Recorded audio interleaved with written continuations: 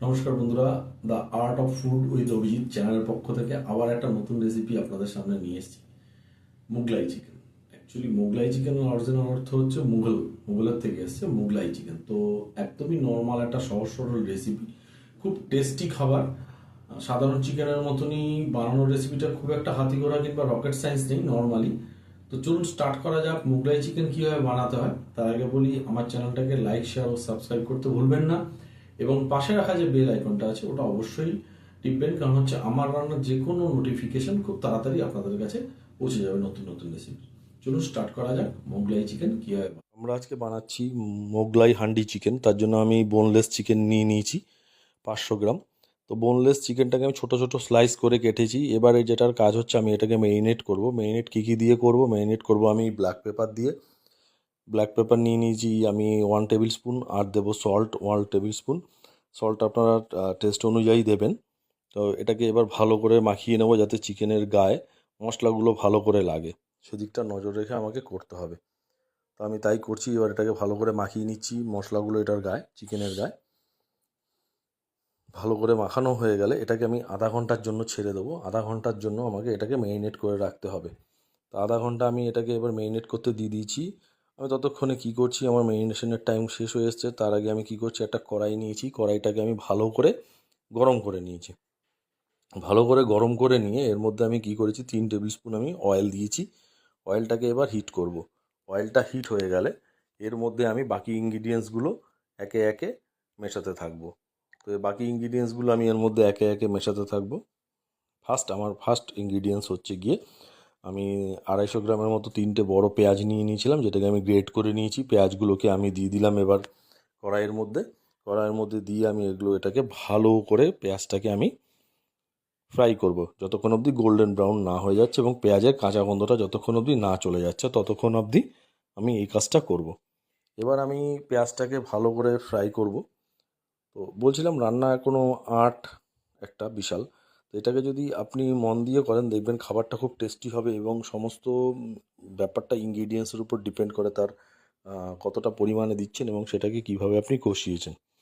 আর এই চিকেনের রেসিপিটা একদম ঘরোয়া রেসিপি। আপনার ঘরে প্রত্যেকটা জিনিসই আছে, যেই জিনিসগুলোকে আপনি ঠিক একটু আগে পরে দিয়ে ইউজ করে একটা সুস্বাদু রেসিপি আপনি নতুন করে তৈরি করছেন। এবার এখানে আমি দিয়ে দেবো কি, এটার মধ্যে আমি দিয়ে দেবো কি হচ্ছে আপনার আদা রসুন আর কাঁচা লঙ্কার পেস্ট। আদা রসুন কাঁচা লঙ্কার পেস্ট আমি দিয়ে দিচ্ছি এর মধ্যে। আদা রসুন কাঁচা লঙ্কার পেস্টটাকে ভালো করে নাড়িয়ে নেব। 2 থেকে 2.5 মিনিট আমি ভালো করে নাড়িয়ে নেব আদা রসুন আর কাঁচা লঙ্কার পেস্টটাকে, যাতে এর কাঁচা গন্ধটা চলে যায় এর মধ্যে থেকে। সেদিকটা লক্ষ্য রেখে আমি ভালো করে এটাকে একটু নাড়িয়ে নিলাম। এবার আমি কি করব, আমার যে চিকেনটাকে আমি মেরিনেট করে রেখেছিলাম সেটা আধা ঘন্টা হয়ে এসছে। এবার এটার মধ্যে আমি সেই চিকেনটাকে অ্যাড করে দেবো। চিকেনটার মধ্যে আমি চিকেনটা অ্যাড করব, এই আদা রসুনের পেস্ট যেটা দিয়েছিলাম এবং পেঁয়াজ যেটা আমি এখানে ভালো করে ফ্রাই করেছিলাম আর কি। মশলাটা মোটামুটি কষে এসছে, সেখানে আমি দিয়ে দিলাম চিকেনটাকে। চিকেনটা দিয়ে আমি এটাকে ভালো করে ম্যারিনেট করে নেব, ভালো করে একটু ফ্রাই করব এটাকে। এবার 2 মিনিট আমি ভালো করে ফ্রাই করব। এবার আমার 2 মিনিট যখনই ফ্রাই হয়ে যাবে, দেখবেন চিকেনটা একটু হোয়াইট হোয়াইট হয়ে আসবে। হোয়াইট হোয়াইট হয়ে এসছে মানে আমার এটা ফ্রাই হয়ে এসছে। তো এবার এটাকে আমি কি করব, ফ্রাই হয়ে যাওয়ার পর আমার সেকেন্ড যে ইনগ্রিডিয়েন্টসগুলো আছে সেগুলো আমি এখানে ইউজ করব। সেকেন্ড ইনগ্রিডিয়েন্টস যেগুলো রয়েছে সেগুলোকে আমি ইউজ করব। এর মধ্যে আমি এবার কি ইউজ করব, এর মধ্যে দেবো ঘরোয়া, বলেছিলাম যে ঘরে সমস্ত মশলা থাকে, যেমন রয়েছে হলুদ আমি দিচ্ছি, এবং জিরের গুঁড়ো, ধনের গুঁড়ো, এবং টেস্ট অনুযায়ী একটু নুনও এর মধ্যে অ্যাড করতে হবে।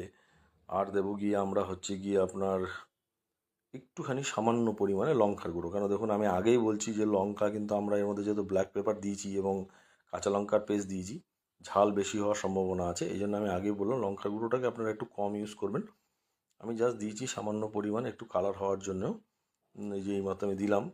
তো এটাকে একটু ফলো রাখবেন। তো এইবার কি করবো, এটাকে একটু ভালো করে কষিয়ে নেব, সুন্দর করে কষিয়ে নেব আমি। এটাকে যদি কষানো হয়ে যায়, কষানোর পর আমি কি করব, আমার নেক্সট ইনগ্রিডিয়েন্টসগুলো আমি এর মধ্যে ইউজ করব। তো এটাকে ভালো করে যখন কষানো হয়ে গেছে, এর মধ্যে আমার যে নেক্সট ইনগ্রিডিয়েন্টস আছে সেটা হচ্ছে কি, আমার 4 থেকে 5 মিনিট এটাকে আমি ভালো করে কষিয়েছি। আমার নেক্সট ইনগ্রিডিয়েন্টস রয়েছে হচ্ছে কাজু পেস্ট আর হচ্ছে টমেটো পেস্ট। কাজু আর টমেটো আমি এখানে একসাথে পেস্ট করে দিয়েছি, কারণ হচ্ছে গিয়ে কাজু আমি নিয়েছিলাম 8 থেকে 10টা, যেটা মিক্সিতে পেস্ট করলে তেমন একটা ভালো মিহি পেস্ট হয় না, এই জন্য আমি টমেটোটাকে অ্যাড করে এটার মধ্যে আমি পেস্ট করে নিয়েছি। এবার পেস্ট হয়ে গেছে আমার, এটার মধ্যে দিয়ে আমি সুন্দর করে এটাকে একটু নাড়িয়ে নিলাম। এবার আমি কি করব, দই দেবো এর মধ্যে। দই দেওয়ার আগে টক দইটাকে আমি 3 চামচের মতো নিয়েছি, সেটাকে আমি ভালো করে ফেটিয়ে নেব। ফেটিয়ে এইটার মধ্যে আমি দইটাকে এবার অ্যাড করব। আর দই অ্যাড করার আগে আমি বারবার বলি যে আপনারা ফ্লেমটাকে একদম লো করে নেবেন, নাহলে দইটা কেটে যাওয়ার সম্ভাবনা থাকে। তো একদম লো ফ্লেমে আপনি এখানে দইটাকে যখন দিচ্ছি, লো ফ্লেম রেখেছি, এবার 1 থেকে 1.5 মিনিট এটাকে নাড়াবো, ততক্ষণও লো ফ্লেম রাখবো, তারপর এটাকে আস্তে আস্তে আমরা হাই ফ্লেম করব। আমার দইটা দিয়ে আমার এটাকে ভালো করে একবার মাখিয়ে নিলাম আমি। তো এই রেসিপিটা বাড়িতে অবশ্যই ট্রাই করুন, আমি বলবো যে খুবই ভালো লাগবে। এবং আমার চ্যানেলটাকে লাইক, শেয়ার ও সাবস্ক্রাইব করতে ভুলবেন না, অভিজিৎস কিচেনকে। তো এবার আমার নেক্সট কী হচ্ছে, এটাকে ভালো করে কষাতে হবে। আমি সামান্য এখানে একটু জলও অ্যাড করেছিলাম। এবার এটাকে ভালো করে কষিয়ে নিতে হবে, যাতে 4 সাইড থেকে ভালো করে জল ছাড়ে। আমি এর আগেও বলেছি যে সমস্ত কিছুই কিন্তু মশলাটা রেডি করার উপর ডিপেন্ড করে আপনার রেসিপি গুণাগুণ যে কতটা ভালো হবে। মশলাটা যখন ভালো করে কষে যাবে এবং 4 সাইড থেকে তেল ছেড়ে দেবে, এই পদ্ধতিটা মোটামুটি আপনার 6 থেকে 7 মিনিটের মতো লাগবে। এবার আমি গ্রেভি বানানোর জন্য আমি এর মধ্যে জল ঢালা শুরু করেছি, কারণ আমি মশলাটাকে ভালো করে কষিয়ে নিয়েছিলাম, মাংসটাও আমার ভালো করে কষে গেছিলো। এবার আপনার যতটা গ্রেভি রাখবেন সেই পরিমাণে আপনি জল দেবেন এখানে, কেন গ্রেভিটা একটু থিক হতে হবে এখানে। তো আমি এখানের মধ্যে জল দিয়ে নিয়েছি। এবার আমি কি করব, 3-4টে কাঁচা লঙ্কা আমি স্লাইস করে কেটে নিয়েছি, সেই 3-4টে কাঁচা লঙ্কা স্লাইস আমি এর মধ্যে ইউজ করব। 3 থেকে 4টে কাঁচা লঙ্কার স্লাইস আমি কেটে নিয়েছিলাম, এর মধ্যে আমি সেটাকে ইউজ করব। এর মধ্যে এরপর আমি কি করব, এরপর আমি এর মধ্যে দেবো গিয়ে হচ্ছে গরম মশলা 1 টেবিল স্পুন। খুব একটা বেশি গরম মশলা ইউজ করব না, আমি এখানে 1 টেবিল স্পুন এই গরম মশলা দিলাম এর মধ্যে।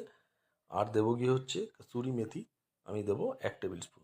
দুটোকে দিয়ে আমি এবার একটু ভালো করে নাড়িয়ে নেব।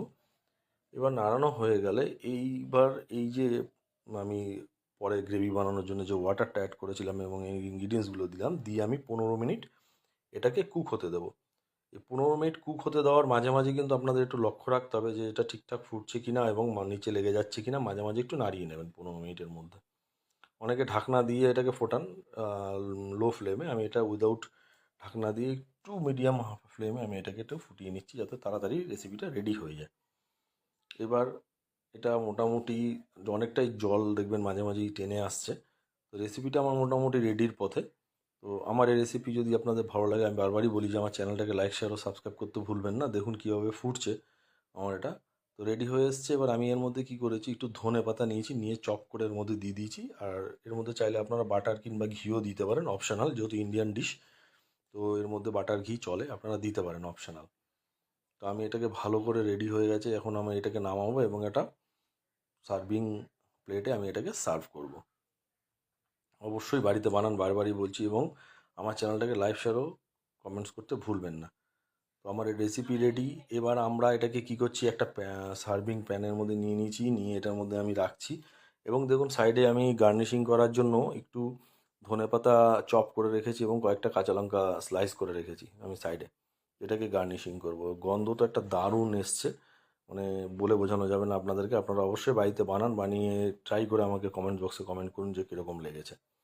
আমি এর উপর থেকে কুচানো আমার ধনেপাতা আমি দিয়ে দিলাম গার্নিশিংয়ের জন্য।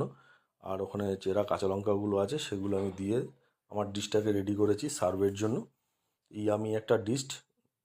তো আমি অভিজিৎ কিচেনের তরফ থেকে আবার একটা নতুন রেসিপি নিয়ে আসবো। ততদিন ভালো থাকবেন, সুস্থ থাকবেন এবং আমার চ্যানেলটাকে লাইক, শেয়ার ও সাবস্ক্রাইব